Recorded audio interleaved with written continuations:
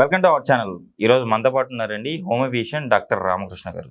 సార్తో ఈరోజు మనం ఎందుకున్నామంటే మహిళల్లో ఎక్కువగా మనం చూస్తూ ఉన్నాం థైరాయిడ్ ప్రాబ్లం. ఈ ప్రాబ్లం వచ్చిందంటే చాలామందికి ఇన్ఫెర్టిలిటీ అంటే పిల్లలు పుట్టకపోవడం జరగడము, అట్ ద సేమ్ టైం చాలామంది లావ్ అవుతూ ఉంటారు. బట్ అలాంటి వాళ్ళందరికీ హోమియోపతిలో చాలా బెస్ట్ మెడిసిన్ ఉంది. ఈ ప్రాబ్లం నుంచి మనం చాలా ఈజీగా బయటపడవచ్చు అంటున్నారు. అది ఎలానో సార్ ద్వారానే తెలుసుకుందాం. నమస్తే సార్. నమస్తే సార్. సరే, హోమియోపతి థైరాయిడ్ ప్రాబ్లంకి చక్కటి సొల్యూషన్ దొరుకుతుంది అని చెప్పేసి చెప్తున్నారు. ఎలా అసలు థైరాయిడ్ ప్రాబ్లం ఎందుకు వస్తుంది మహిళల్లో ఎక్కువగా? సార్, థైరాయిడ్ రావడానికి చాలా ముఖ్యమైన కారణం ఏంటంటే స్ట్రెస్. ఎప్పుడైతే స్ట్రెస్ పెరుగుతుందో బాడీలో ఆటోమేటిక్గా మనకి ఏమవుతుంది, హార్మోనల్ ఇంబ్యాలెన్స్ డెవలప్ అవుతుంది. హార్మోనల్ ఇంబ్యాలెన్స్ డెవలప్ అయితే ఏమవుతుంది, మెటబాలిజం డిస్టర్బ్ అవుతుంది. మెటబాలిజం డిస్టర్బ్ అయితే ఏమవుతుంది, థైరాయిడ్ ఫ్లక్చుయేషన్స్ వస్తాయి. థైరాయిడ్లో T3 కానీ T4 కానీ TSH కానీ ఈ 3 హార్మోనల్ ఇంబ్యాలెన్స్ అవుతాయి. థైరాయిడ్లో 2 టైప్స్ ఉన్నాయి. ఒకటి ఏంటి హైపోథైరాయిడిజం, ఇంకొకటి హైపర్ థైరాయిడిజం. TSH లెవెల్స్ ఎప్పుడైతే ఎక్కువ అవుతాయో దాన్ని హైపోథైరాయిడిజం అంటారు. ఇప్పుడు T4 లెవెల్స్ డిస్టర్బ్ అయితే దాన్ని హైపర్ థైరాయిడిజం అంటారు.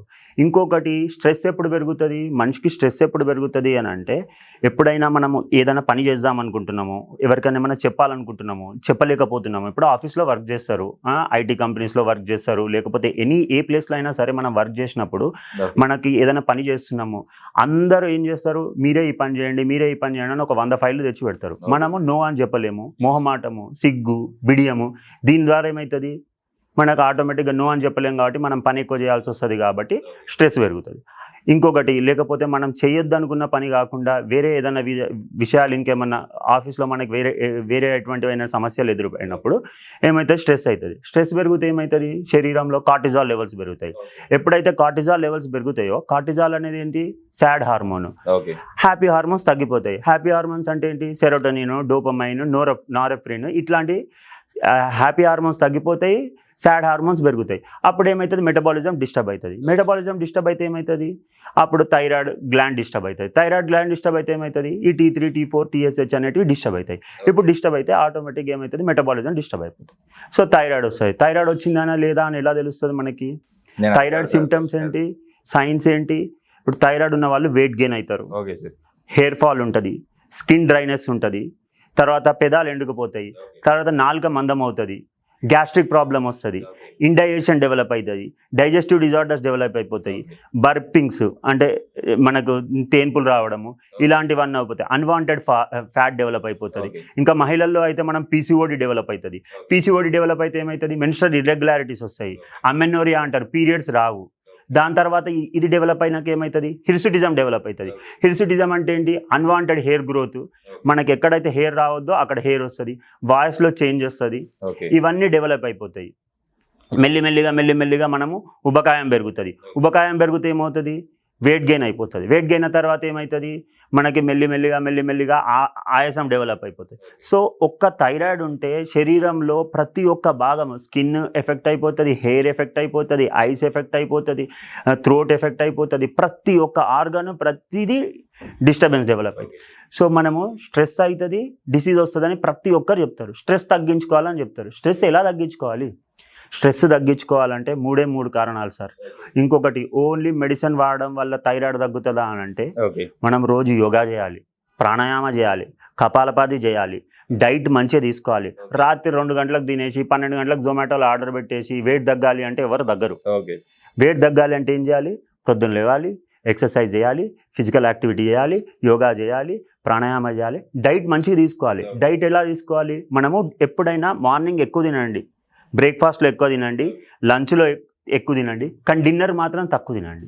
సార్, ఫుడ్ కానీ ఇన్ కేసు మీరు తినాలి అని చెప్పేసి ఇలా అంటున్నారు, ఎలాంటి ఫుడ్ తీసుకోవాలి ఒకవేళ హార్మోన్ ఇంబ్యాలెన్స్ అవ్వకుండా ఉండాలి? ఎలాంటి ఫుడ్ తీసుకోవాలి అని అంటే ఫస్ట్ ఎలాంటి తీసుకోవద్దు చెప్తాను, తర్వాత ఎలాంటి మైదా ఫుడ్ ఉంది సార్, బర్గర్ తింటా, పిజ్జా తింటా, లేకపోతే హాట్ డాగ్స్ తింటా, లేకపోతే పఫ్ఫులు తింటా, ఇలాంటివి తింటా, లేకపోతే నూడిల్స్ తింటా, ప్యాకెట్ ఫుడ్ తింటా, లేస్ తింటా, బింగోస్ తింటా, ఇలాంటివి తింటే కంపల్సరీ వెయిట్ లాస్ అనేది జరగదు, హార్మోనల్ ఇంబ్యాలెన్స్ డెవలప్ అవుతుంది, వెయిట్ గెయిన్ డెవలప్.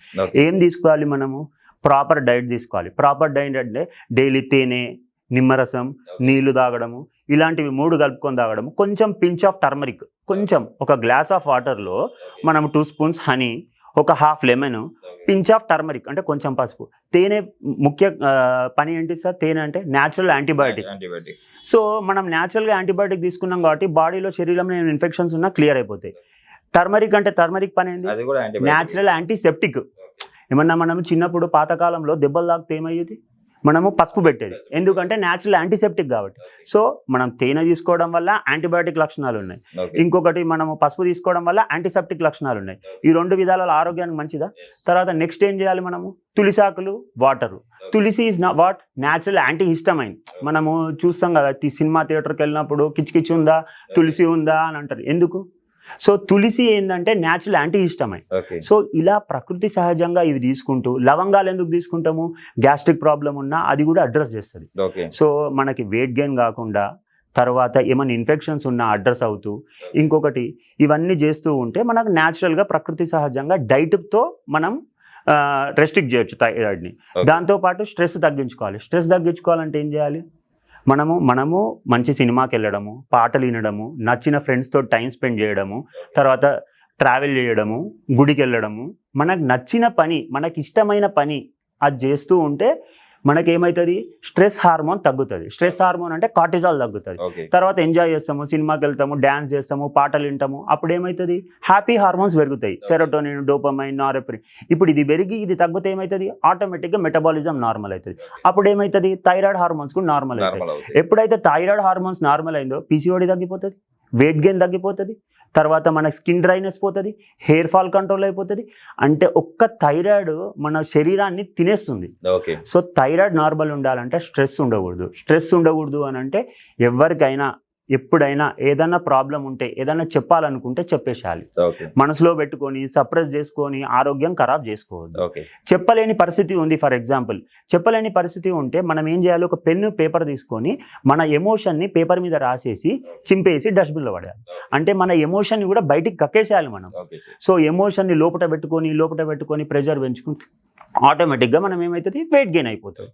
సో ఈ విధంగా స్ట్రెస్ తగ్గించుకోవాలి, డైట్ ప్రాపర్గా తీసుకోవాలి. ప్రాపర్ హోమియోపతిలో వండర్ఫుల్ మెడిసిన్స్ ఉన్నాయి, సైడ్ ఎఫెక్ట్స్ లేవు. హోమియోపతి మెడిసిన్లో వండర్ఫుల్ ఎందుకు ఉన్నాయి అని అంటే, హోమియోపతిలో ప్లాంట్ సోర్సెస్ నుంచి మెడిసిన్స్ తయారు చేస్తారు, యానిమల్ సోర్సెస్ నుంచి మెడిసిన్స్ తయారు చేస్తారు, మినరల్స్, మెటల్స్, వండర్ఫుల్ మెడిసిన్స్ ఉన్నాయి. అంటే ఫర్ ఎగ్జాంపుల్ గోల్డ్ నుంచి మెడిసిన్ తయారు చేస్తారు, సిల్వర్ నుంచి మెడిసిన్ తయారు చేస్తారు, కాపర్ నుంచి తయారు చేస్తారు, ఐరన్ నుంచి తయారు చేస్తారు. అవన్నీ మనకు అవసరమైనవి. ఇప్పుడు థైరాయిడ్ విషయంలో మనకి మెటల్స్ నుంచి అవసరం. థైరాయిడ్లో ఐరన్ మెటబాలిజం డిస్టర్బ్ అయింది అనుకోండి, అప్పుడు కూడా మనకు ఐరన్ కావాలి కదా. థైరాయిడ్లో అయోడిన్ చాలా ఇంపార్టెంట్. సో అయోడిన్ డిస్టర్బెన్స్ అవుతుంది. సో అయోడిన్ కూడా ఇంపార్టెంట్ కదా. అయోడినం అని ఒక మెడిసిన్ ఉంటుంది హోమియోపతిలో, అది కూడా మనకి చాలా అవసరం. ఐరన్ నుంచి ఫెర్రమ్ అని ఒక మెడిసిన్ ఉంటుంది. సెలీనియం కూడా మనకి థైరాయిడ్లో చాలా ఇంపార్టెంట్. ఈ మినరల్స్ అన్నిటితో తయారు చేసిన మందులు ఉంటాయి. సో ఈ విధంగా మనము థైరాయిడ్కి proper diet, yoga, pranayama, medicine ఇవన్నీ తీసుకుంటే మనము థైరాయిడ్ని ఖచ్చితంగా కంట్రోల్ చేయొచ్చు. నిజంగా సార్, ఈరోజు మన థైరాయిడ్ ప్రాబ్లం వల్ల మనం ఎలాంటి సమస్యలు ఫేస్ చేస్తామో అవి తగ్గించుకోవాలంటే మనం ఏం చేయాలి, హోమియోపతి మెడిసిన్ ఎలాంటి మెడిసిన్ తీసుకోవాలి, ఎలాంటి డైట్ తీసుకోవాలి, చాలా చక్కగా వివరించారు సార్. Thank you sir.